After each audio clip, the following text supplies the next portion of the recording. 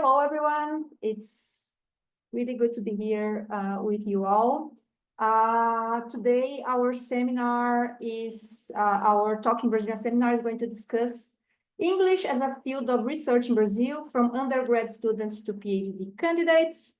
I'm Thayse. I'm an English professor at Universidade Federal de Sergipe, Brazil, also known as UFES. I want to thank you all for being here. I want to thank Ethan, Stuart, and Paulo for organizing this seminar series, which is quite interesting, and I think we are enjoying this a lot, right? And of course, I want to thank Thiago, Iasmin, and Larissa for accepting the invitation, right? And today, what we are going to discuss a little bit is kind of the journey of the research in academia here in Brazil, right? So we end up with PhD, right? Being a PhD, but we start already in undergrad courses, and then we have a master degrees, and after that, usually that's the trajectory that we do in Brazil, and we get to the PhD. So in our field, what we are going to discuss is English as a field of study.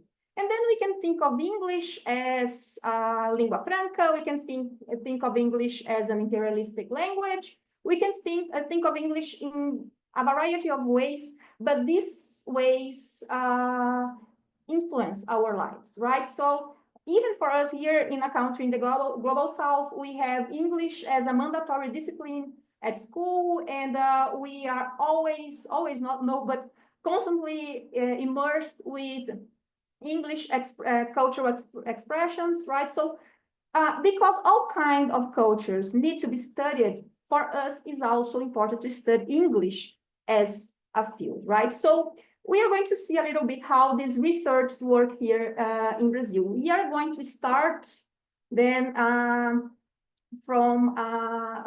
are going to start with Thiago, right? He is going to discuss the PhD in Brazil and his studies in language, technology, and oppression. I invite you all to think of questions and comments, and in the end of the panel, we can discuss them, okay? So, Thiago, can you start, please? So let me share my screen again.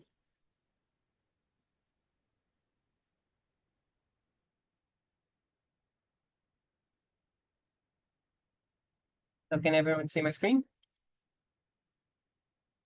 Okay.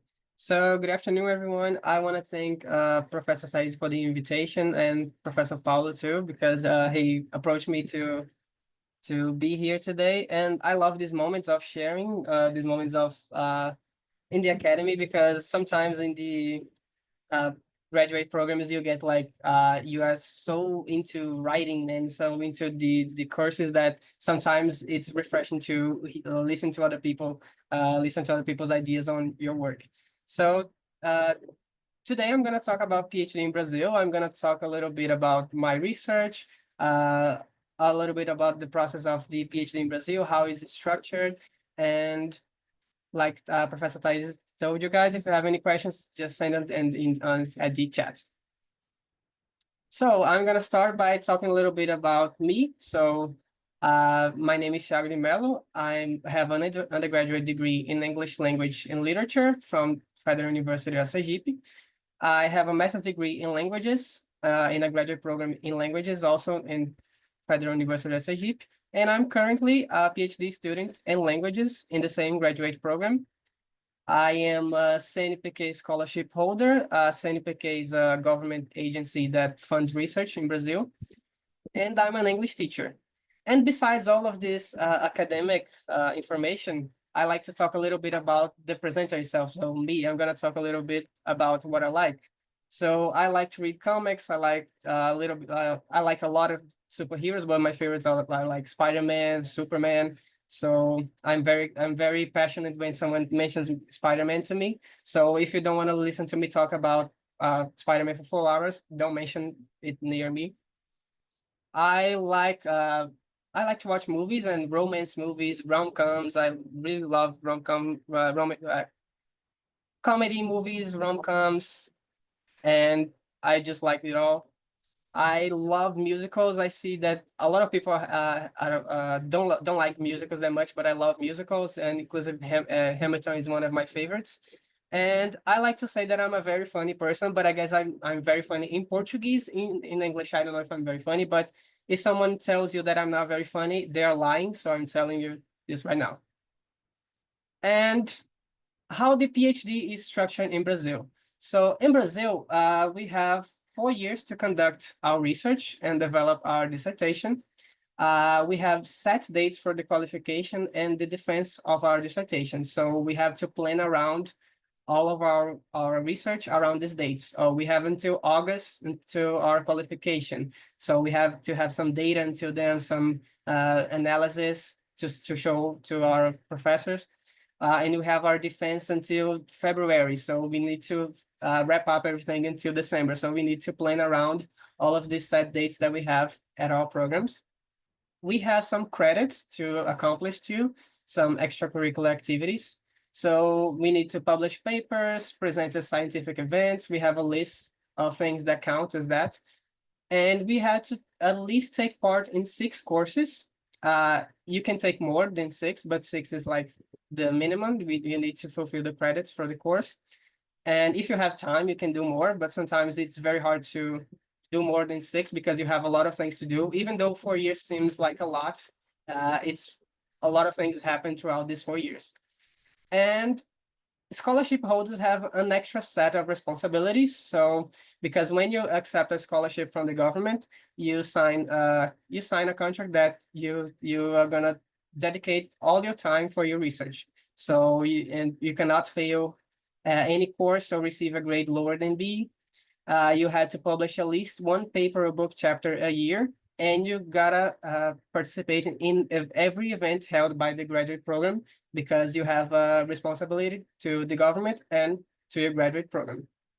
And one of the best parts for me of the PhD and also the master's degree is the teaching internship, which is scholarships where you as a student of this PhD or master's degree, you have to participate as a supporting teacher for your professor at university, and you teach undergraduate students. And I'm gonna come back to this experience later in the presentation, if I have time, I guess. But I'm counting the time here. And in these pictures, we see some experiences. So me presenting at an event.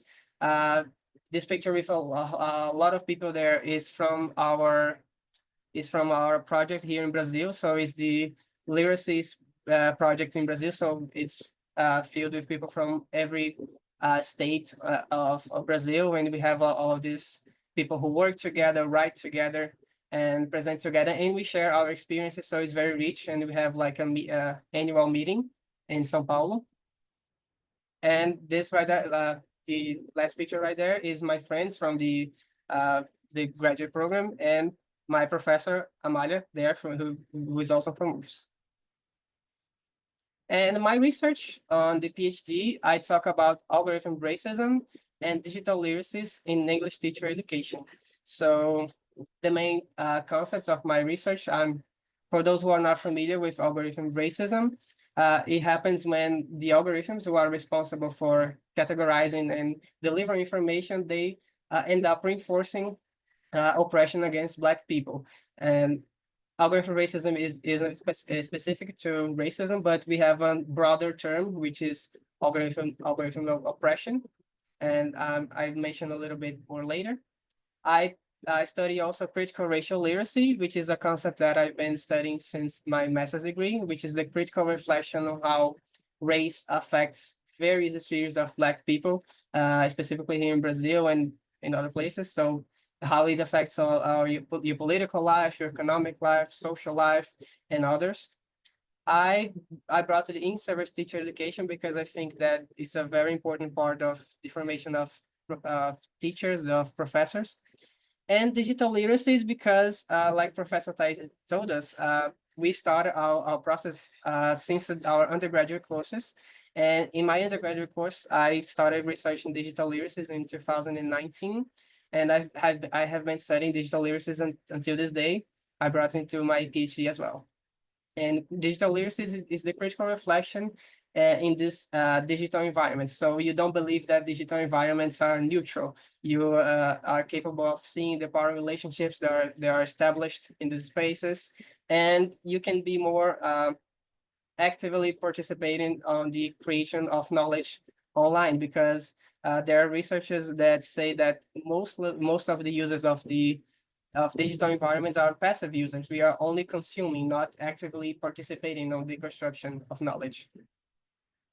And the main objective of my research is to problematize the proposals of these in-service teacher education courses, and regarding their ability to create conditions for educators to develop pedagogical practices that foster digital literacies related to this phenomenon.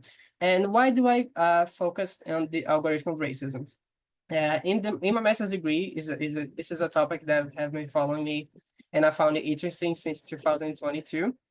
I have been watching how our students, how not only our students, but like everyone is very in touch with the internet, and how it shows constantly signs of this oppression that happens, and is so natural. Like, for example, I brought you this examples. I brought some examples to show you. And if you read this QR code, you're gonna be redirected to the website that Professor Thayse Silva keeps a track of algorithm oppression, and not specifically racism. He has a track of a lot of cases that happen of regarding algorithm oppression. And unfortunately, it's in Portuguese. But if you're interested, it's a very good collection of these cases, and I translated some of these. So you can see facial recognition errors by Bahia's police traumatized Black youth. So facial recognition is something that I talked to some students here. Some of my students from the teaching internship are here, and they are familiar with that. So facial recognition systems are being used by the police here in Brazil. But these facial recognition systems, they are very flawed, because if you're a Black person, you have like a 9% chance to be confused with a criminal that it's on the records. So we have kids afraid to get out of their houses, because they can be mistakenly approached by a police, and they can be arrested. And so we have this case of in November 2019, where a kid was afraid to go to school. He was afraid to go to school, to take a bus, to take a subway, because he was afraid for his own integrity and not be approached by a policeman. We have another example of AI-powered image expansion feature that in the platform Canva, where they put a picture of Lélia Gonzalez, which is a Black woman, a Black intellectual woman here in Brazil. And when the AI expanded the image, it put cocaine in the table of the Black woman, which is Lélia Gonzalez. We have other examples, like, for example, social media filters. This is a filter from TikTok that turned your image into a 8-bit game, and the AI could not understand a Black person as a human, so it pictured him as a controller. We had social media search bars when, I guess it was December 2024. If you search for Black women, Black culture, Black women, Black authors, the search bar would say that you're researching something that's related to the sale of illicit drugs. We have AI image generation, like you say that in the example, my friend asked AI to generate a white man robbing a store, and it generated an image of a Black man wearing white clothes robbing a store. So we have countless examples of this algorithm racism, and how our students, how we are all constantly getting these results, and being told that these are mistakes. These are mistakes by the algorithm. And in her book, Safia Mojanovo of Algorithms of Oppression, I grabbed this citation where she says, at the very least, you must ask when you find these kinds of results, is this the best information? From whom? Because when we do not want racism and sexism, yet they still find their way to us.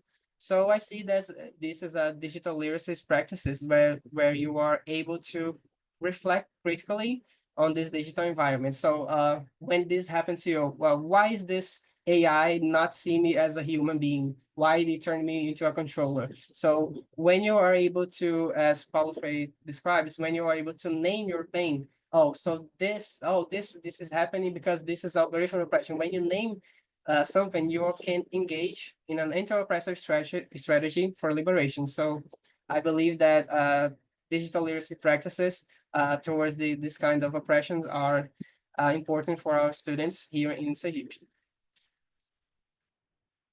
And because I'm going to work with professors, I'm going to work in service teaching and education. We have to go through the research ethic committee. And so if you're going to work with people, you need approval from the committee. So in our master's degree, some students like me, we tend to run away from topics that need to work with people because we have only 2 years. And the research ethic committee, they take a lot to approve your research project. So we kind of do it on the PhD because we have more time to wait. My research project took I guess 6 months to be approved because I'm going to work with professors or with teachers from the state of Sergipe, and it took 6 months. They asked me how I was going to guarantee their privacy, the confidentiality of the data.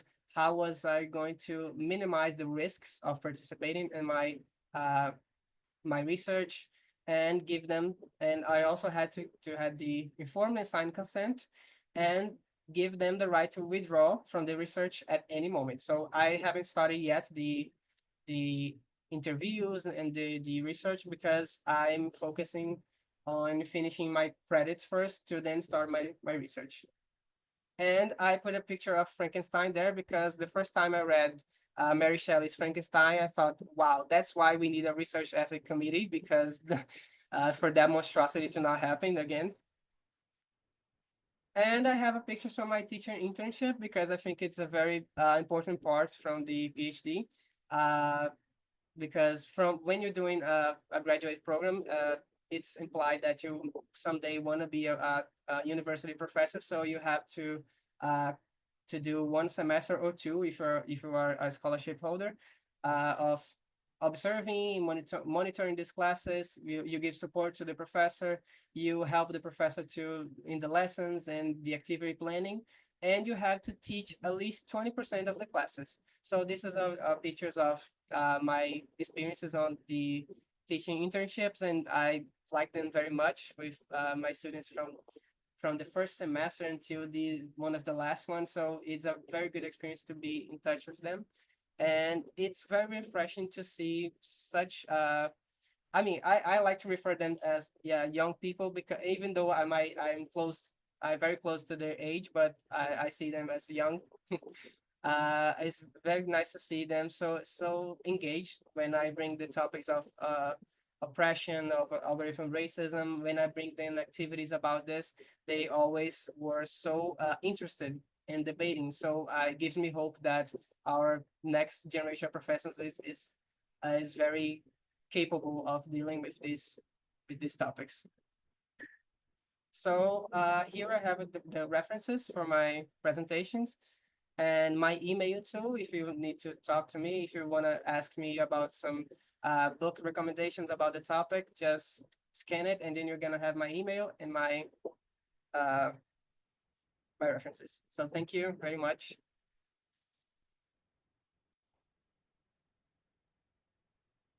Thank you, Thiago, for this lovely presentation. Such an important topic for discussion. I think it's so spot on, your research. Thank you for sharing with us. Okay, now let's go to Larissa. Larissa Gomes is a master's student in the same program as Thiago. And she will share her perspectives from applied linguistics in the master's degree, right? So, Larissa, the floor is yours. Yeah, let me share here my screen. 1 second.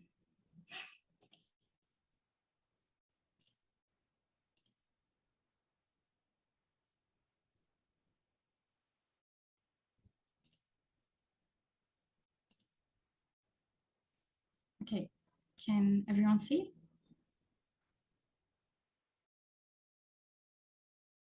Yes, okay, perfect. Okay, Yes. so my name is Larissa. I am a master's student at Office. I was a colleague from Thiago when we did one discipline together. And I will be talking a little bit about the post-graduation here in Brazil, how it works from my perspective, as I am an applied linguistic student. So I like to begin always sharing from where I'm talking. So I'm talking from Office, yes, and Office is a university that is from Sergipe, and Sergipe is the smallest state in Brazil that is in the northeast, as you can see up here. And here you have some pictures of our university as well. So it's a very nice city. It's a very nice university, even though it is so small, you'd say so, but it's nice because you get to know everyone and you know who you're talking to. Office, you have like 6 camping, you have 6 different cities. We have more than 24,000 undergraduate student and more than 1,000 graduate student. And when it comes to postgraduate studies, we have 63 programs. The programs, they are in the range of academic master, professional master, PhD as Thiago, or specialization, medical residences, and multi-professional health residences as well. We have like 9 different areas: culture sciences, biological, health science, exact and earth, human, applied, social sciences. And where I come from, where my area, that is linguistics, language, and arts. And in this specific area, we have 4 different programs. We have the postgraduate program in language, that is the one that I'm in. We have a professional postgraduate program in São Cristóvão, and we also have another professional postgraduate program that is in another city in Itabaiana. And we also have the professional postgraduate program in foreign language. So the program that I am, that is the PPGL, that is the same as Thiago. And in this program, we have 2 concentration areas. We have the literature, literary studies, that you have 2 lines of research, that is the creation, literary processes, and comparative and literature. And we also have linguistic studies. We have language uses and technologies as one line of research, applied linguistics, and studies of discourse, identities, and power relations. And my research line is applied linguistic. And in our program, you can either have the master or your PhD. Yes. So the process. How did I become a master student? First of all, it depends on the public notice of the university. It kind of change every year. I'm going to talk about the process that I took, that I was part of. So the first part of it, I need to present a preliminary research project that I must submit during this registration period, and it must be related to your device's research area. You have to connect. It's not something, oh, I want to research this because I like it and I would do it. You need to have that link, otherwise it won't be approved. And then I have taken a written test, and this written test was about my research line. They give you a study references. Yes, it's not just like, oh, come to do the test and to fill all your knowledge. They give a list so you can study at home the articles and the books that they give to you. And then you come to do this written test. And then you also have this third stage, that is the evaluation of your curriculum, that they do based on the Lattice platform. That is a platform that you have here in Brazil, where you put your curriculum, and they do this analysis of the curriculum based on this platform. So they analyze your degrees, your professional experience in your research activities, academic production, and so on. And you also have to have some sort of language proficiency. So when it comes to language proficiency, I I think this is one of the most important topics, because in the master's degree, that you have to have some sort of at least one language proficiency. And you can choose, yes, they let you choose between Spanish, French, and English. So you have to prove that you have this proficiency based on a certificate. And when you come to the PhD, you have to have the proficiency in 2 foreign languages, being English mandatory. So, and it doesn't matter if you have already done the master's degree, when you get to the PhD, you have to prove it all over again. So you have to prove to get new certificates. Yes, they are new, and so on. So I think this is one point that is important. At the university, they usually offer this proficiency test that you can take it. So you have a way to prove that you have this language proficiency. And the master's degree, it takes usually 2 years. So this is what you have to do when you get to the master's. You have to attend to some disciplines. There is one mandatory course that is the research methodology in languages, and you have 4 optional courses. Each courses take along 60 hours, and then they offer the program offer disciplines every semester, 3 to 4 disciplines. You can take more disciplines than these 5, but these 5 are the mandatory ones that you should have taken.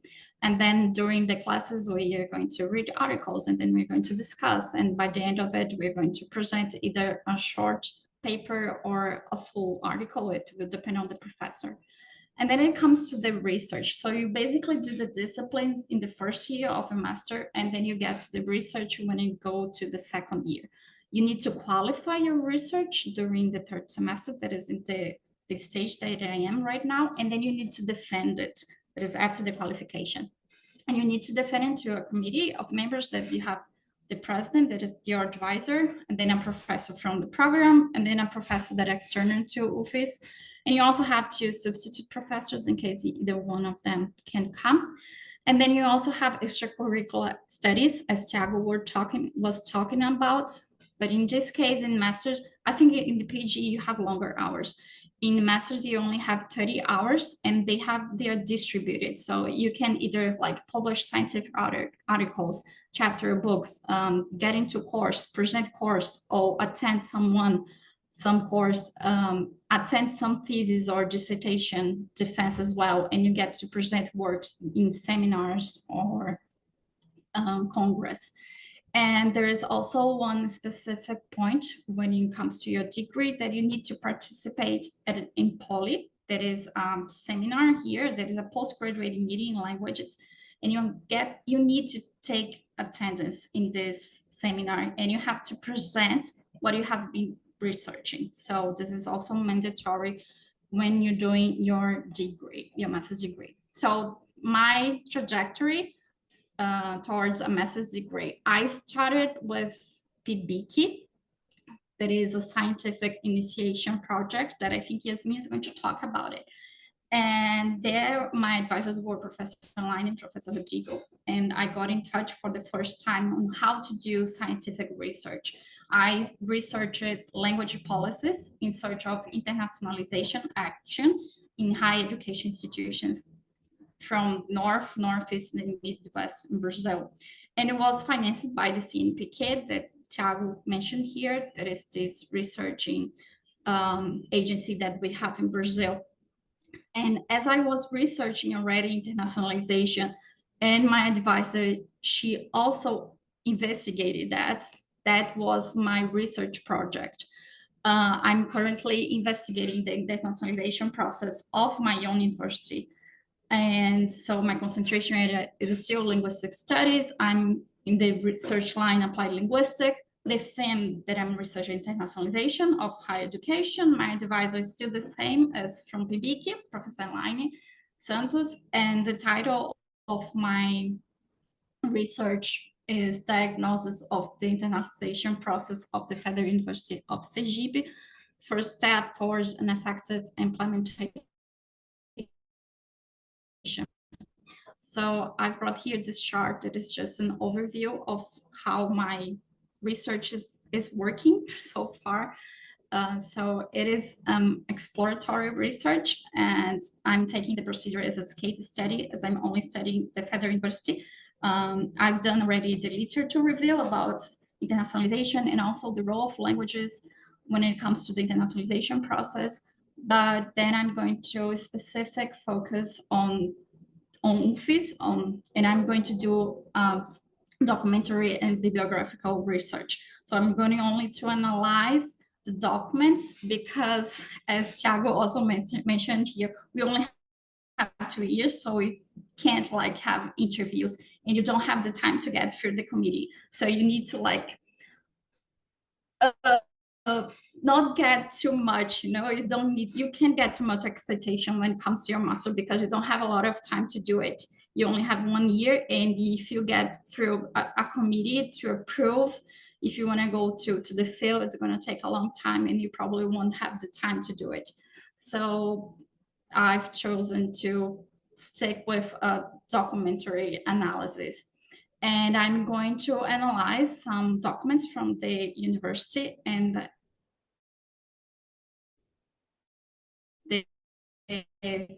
what I'm going to analyze at the university, and also the role of our languages in this process.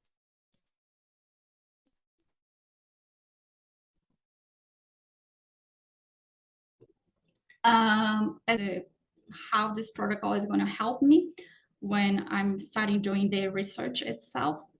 Some questions to guide me when analyzing the documents. For example, how is the university organized? What are the sectors that are involved? What are the guiding documents related to internationalization? And also, what are the documents of languages? What do we have? Do you have a language policy or not?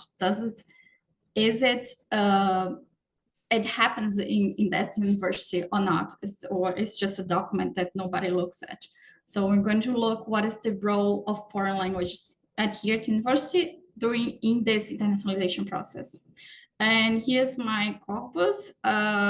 So not only I have the institutional documents, but I'm also going to analyze the documents from the graduation adjacent Dean's office, that is the ProGrad, and then I'm also going to analyze the research and post-graduation adjacent Dean's office, that is Postgrad, and I also would like to analyze the extension adjacent Dean's office, but I haven't come up with how I'm going to do that, because it's really extensive, and it's a little bit messy, if you know what I mean. It's hard to collect the documents, so I'm not so sure how I'm going to get there. Let me see what else. Here is when I'm going to analyze the data. That is something that I've come up already. So like the theme topics, and then I'm going to filter them into the categories of analysis. So I have to focus, basically. That is the internationalization process that I have here at the university, and then the role of foreign languages in this internationalization process, and how they are connected with one of another. My research path so far, I've done the literature review already. So I've done everything, I've read it, and I have already written the part of the internationalization and everything that I could collect, and also about the role of language and how it works, and how we have English as lingua franca is also working this process of internationalization. And I'm currently in the process of collecting data, so getting all the documents together, and then I can start analyzing them.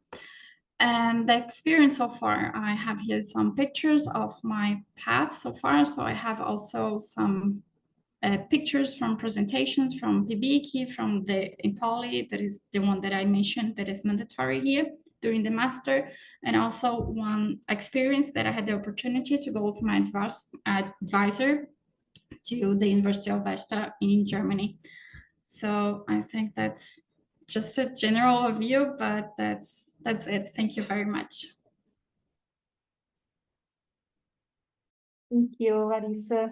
As we can see at this point already, we have very different research in this field, right?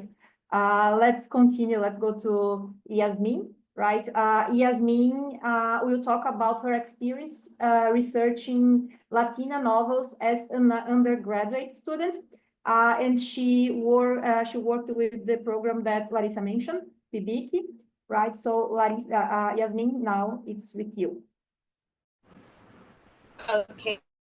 Can you hear me well? Is everything okay? Yes, we can hear you. Can you guys hear me? Yes? Okay, it's because here showing that my connection is unstable. So if something happens, I'm sorry.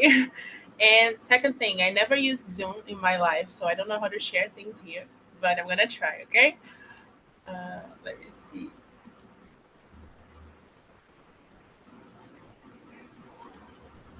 Okay. Can everybody see my screen? Is everything okay? Yes. Yes.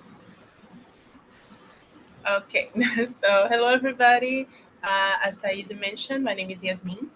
I want to start saying that I'm just a baby. I just did PPGL. I just finished my undergraduate. So I'm just here to share a little bit of my experience with PPGL and researching Latino novels as an undergraduate student. This is the title of my presentation. You're going to get the title in a minute when I start explaining it.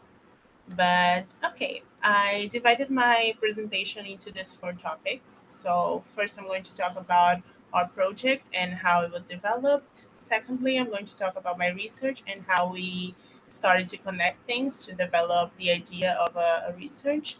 Then I'm going to talk about the results and contributions that we had, not only for the research, but also for my experience as an undergraduate student that was just starting with research.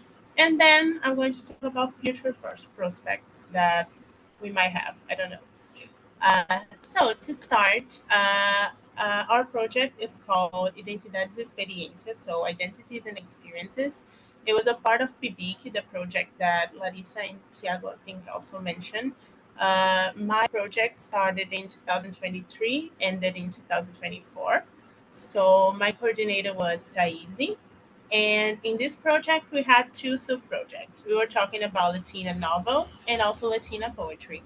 I was working with Latina novels, and Aniele, who was a colleague of mine, was working with poetry. So both of us were studying with Thayse.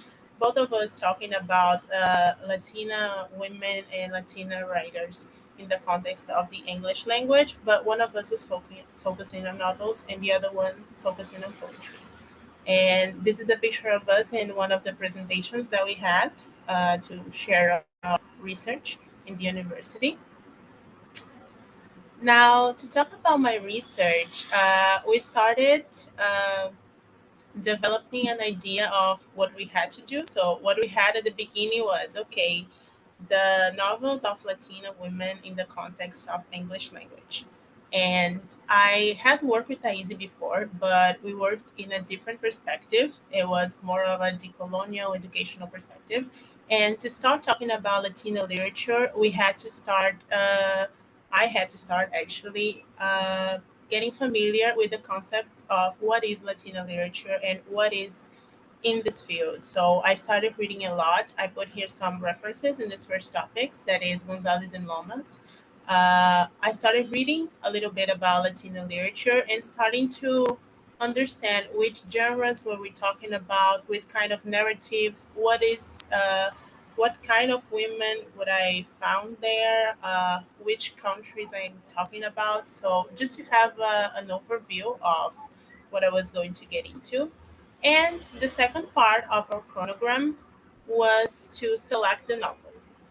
I want to stress here that Thayse gave me 9 novels to read. And I also want to say that I haven't read the 9 of them because there are 9 novels, but I read some of them. And when we were in this part of selecting the novels, I came to a meeting after I read this one that is The House of Mango Street, that is a casa na Rua Mango. And I came to her and I said, okay, is it too bad if I stick to the first one that I read because I have several ideas about this one? And we started brainstorming about it. And Sandra Cisneros is a famous writer, so at the same time, that would be really easy for us to find material to work with her. It would also be difficult to find a new perspective since it's a novel that had been researched a lot. And so we started to do this anyway. So my research is focusing on The House on Mango Street by Sandra Cisneros. And as I told you, we were trying to bring a new perspective on how to research and analyze this novel, since it's something that is already really famous and has a lot of work with it.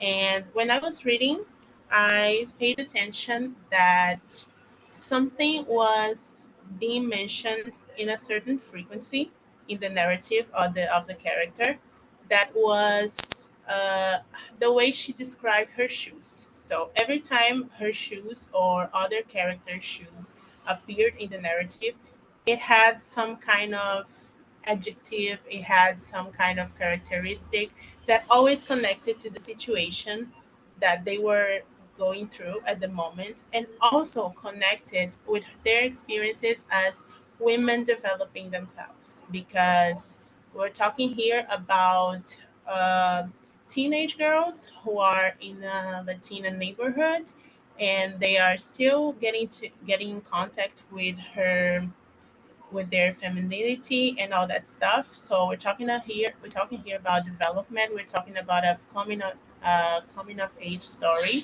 So we got to follow this, and I realized as I was reading that we saw this being explicit through her shoes, her description of the shoes. And when I shared this idea with Thayse, she gave me some works of Lakoff and Johnson, and especially this one that is Metaphors We Live By of 2003.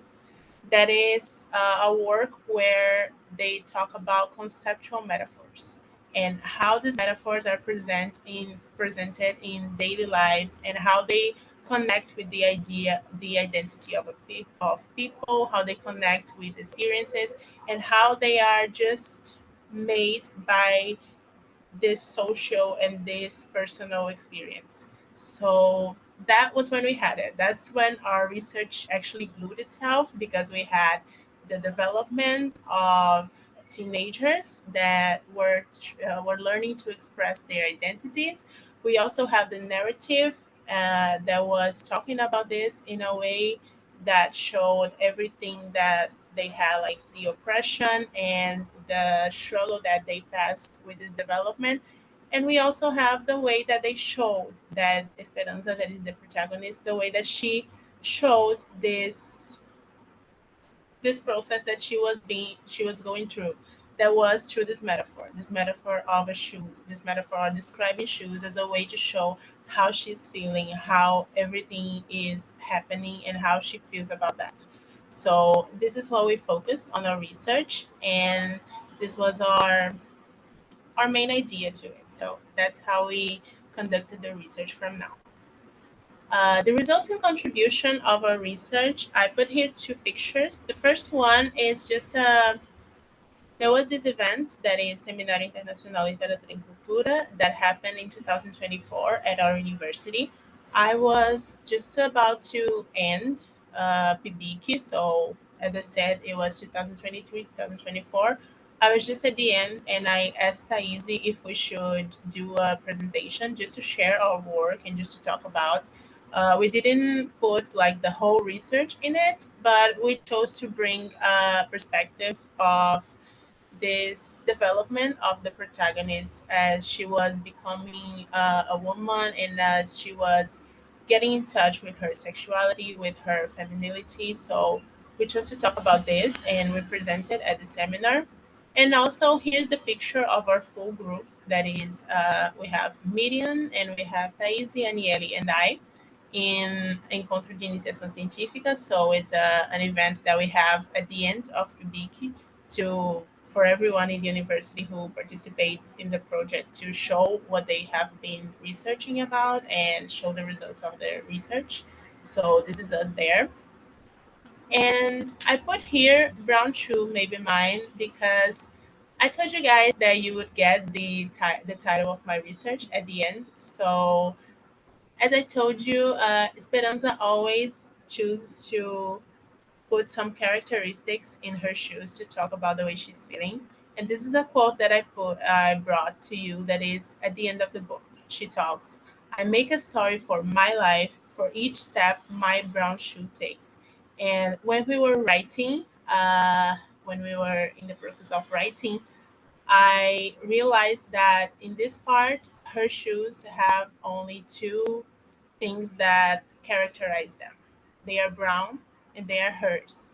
So throughout the novel, we see Esperanza talking about her shoes as something that is unfitting, as something that is not comfortable, something that brings struggle, something that relates to bad experiences. And at the end of this coming of age story, she talks about how she's building a new story for her and how she is developing this, how she is building this new life, bringing this new perspective that is mainly hers. Is about herself. Is about getting in touch with her story, getting in touch with her roots, and everything related to her identity and all the experiences that she had. So I brought this as a quote to talk about our future steps. So I already finished my undergraduation, and with that, I also finished. Coincidentally, I also finished my research at the same period. And I thought that my future steps would be probably and most certainly publish the result of our research. So we have a lot written. We just need to select it and organize and publish because it's something that is good. I mean, science, we need to share. And also the develop of side ideas that appeared during the process. I brought this because, as I told you, we had a lot of novels to read and select. So in this process of reading them, we had a lot of side ideas, not only with Cisneros, but also with a lot of authors that brought a different perspective on the life of a Latina woman in the context of English language. So we had some side ideas to develop and some things that I I honestly want to work with because I think they are also interesting and I think they deserve this attention. And also, this is not exactly something that is planned, but it's mostly a hope, especially for me, because I wish to continue this research with Latino novels and hopefully in a master's program. So maybe, I don't know, someday I will be here talking about the way that I went through a master's, like Larissa is talking now, maybe about a PhD, like Thiago is talking now. I don't know. But as I told you, I'm just starting, and this is my research. I want to thank you for your time, and if you have any questions, I'm here to answer. And